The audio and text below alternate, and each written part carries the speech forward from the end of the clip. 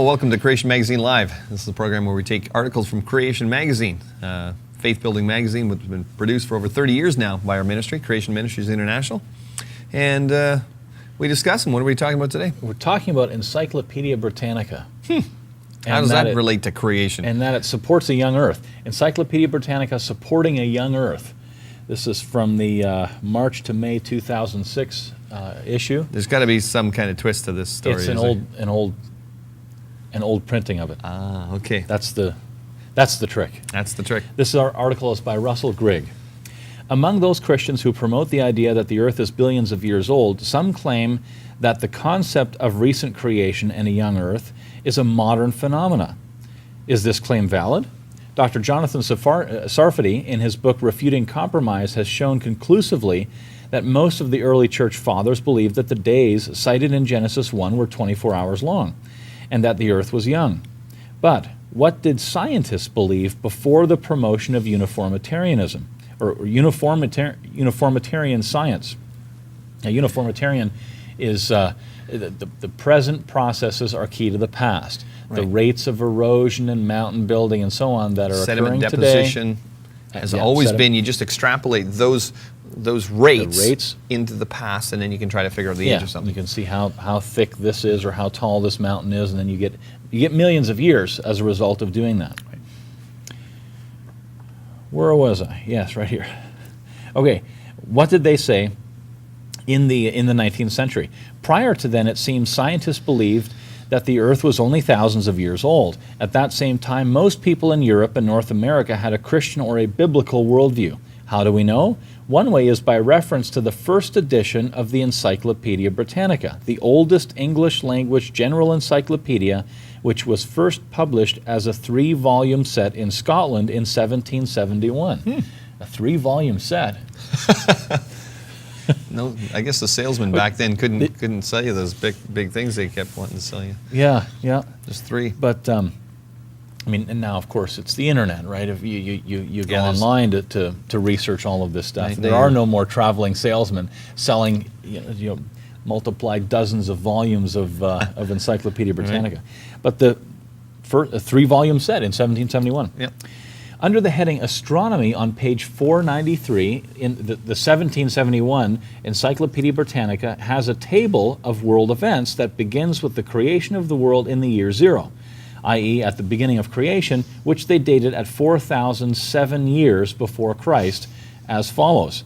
And then in the article you can see the table there. And you can go online, and wherever you're watching this, if it's on YouTube or GodTube or on our website, creation.com, we'll have a link there where you can read this article online and get the table of events of these remarkable eras and events happening since year 0, 4,007 years before Christ. A worldwide flood.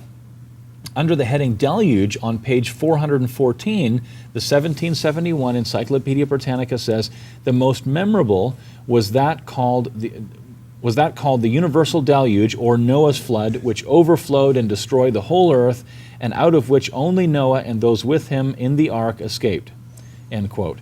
Notice that the scientific belief of 1771 was not only that Noah's flood did occur, but that it was worldwide. Here's the conclusion. The concept of billions of years for the age of the earth was unknown in science or to the church before the rise of uniformitarianism in the 19th century. This is strong evidence that modern long-age views of creation do not originate in Genesis, but are a misguided attempt by some Christian leaders to try to reconcile what God has said with the atheistic pronouncements of evolutionary, end quote, scientists, as evolutionary science. Because one thing I see from many Christians who are believing in evolution or believing in millions of years is that's one tack that they're trying to say. They said, listen, the Bible supports millions of years, is basically what they're trying to say.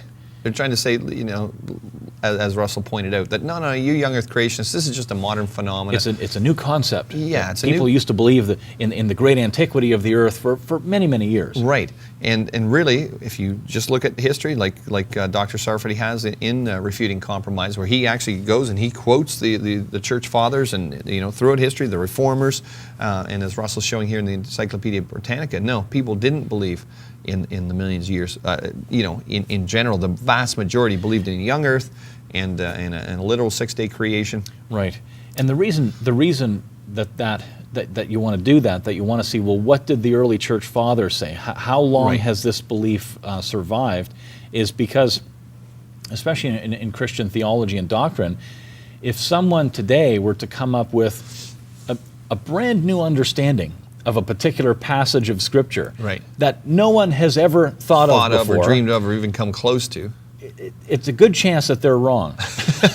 Right, because you've had brilliant scholars and men of God for many hundreds of years that have been poring over the Scriptures and looking into what it says. So yeah, there are denominational issues, and people still trying to figure out this, that, and the other thing. But I mean, Genesis is pretty easy to understand, actually. It's like I've said before. I can take the Genesis 1, hand it to a 10-year-old, and say, could you tell me what it means? Well, God created in 6 days and rested on the 7th day. You mean days like today's days? And they go, yep. And you take the same Bible, you hand it to a 20-year-old, and say, can you tell me what Genesis 1 means? Oh, it's really confusing. Yeah. No, it's not. Yeah. The only thing that's... Or a theologian, or it's not confusing. Sort of a secret. And it shouldn't be. Genesis is easy to understand. So easy to understand. The only reason it's confusing for the 20-year-old is because they've been looking into National Geographic, and they probably went to a public education system and they watched Jurassic Park or whatever, right? And they've got these millions of years ideas in there, and they're going, how do I make that fit? And then like I said, I've heard Christians say, no, the Bible actually supports millions of years and long ages. No, it doesn't. You will always find that when you get somebody and you're actually debating them in some fashion, you get down to it, and they'll always say, yeah, but geology... They always jump outside of Scripture, and that actually is their starting point, and then they try to make the Bible say what they want it to say to support that long-age view or something like that. Yeah. But I mean, it's when you read through Genesis, like you said, hand it to any 10-year-old. Yeah. God does this, and there was evening, and there was morning the first day. Right. And then God does something else, and there was evening, and there was morning the second day. How do you get an evening and a morning? Well, you've got a spherical earth that's rotating relative to light. Then you have evenings and mornings. That's a day. That's how we measure day. It's actually how you define a day. Our position as a ministry, Creation Ministries International, we're taking the position that we should take the Bible, Christians should take the Bible straightforwardly. As plainly written. Yeah. As it's written. Right. There are many different styles of writing in the Bible, prose, poetry, parables. Jesus told his disciples from a certain point onward, I'm only going to speak in parables. Right. So you don't take a parable as history. Right. The Good Samaritan. There was no Samaritan. There was no Levite. You didn't pass him on the other side. Yeah. The Samaritan wasn't thinking anything. There was nobody existed. It's a story. It's a parable. Right.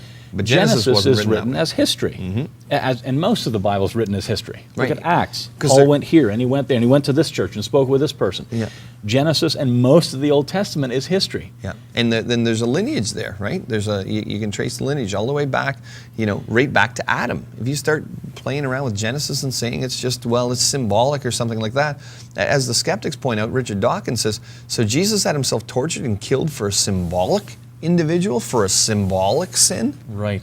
It doesn't make sense. Back When you're debating with an informed skeptic, they're going to tear you to pieces pretty quick if they actually know what the Bible says, and they've done a little bit of digging around there. And if you're not taking Genesis as it's written, as real history, they'll quickly take you to task. So just a really great article on it is on how we should look at things.